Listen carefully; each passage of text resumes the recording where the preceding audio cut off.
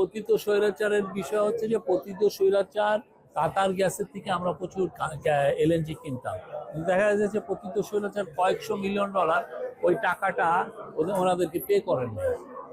মানে এটা পে না করার কারণে আমাদের সরকারের উপরে এটা মানে রেসপন্সিবিলিটি এসে ঘাড়ে পড়ে যে এটা আমাদেরকে পে করতে হবে।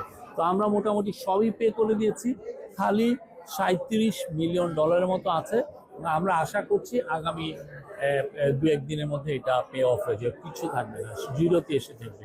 আর অ্যাট দ্য সেম টাইম আমরা অন্যান্য যারা ছিল আউটস্ট্যান্ডিং এরকম ডেট ছিল প্রায় 3.2 বিলিয়ন ডলার, যেটা এনার্জি রিলেটেড, সেটা আমরা নামিয়ে এনেছি 600 মিলিয়ন ডলারের মতো। তো এটা তো আমাদের আছে। আজকে প্রফেসর ইউনূসের এই বক্তৃতা 20 মিনিটের বক্তৃতায় উনি বাংলাদেশের অ্যাচিভমেন্ট, বাংলাদেশে মাইক্রোফিন্যান্স কিভাবে মানুষের জীবনকে ট্রান্সফর্ম করেছে এটা বলেছেন, এবং মাইক্রোফিন্যান্স বা সোশ্যাল বিজনেস যে এই একটা দেশের গণ্ডির মধ্যে নাই, এটা যে পুরো পৃথিবীতে ছড়িয়ে গেছে সে বিষয়েও কথা বলেছেন।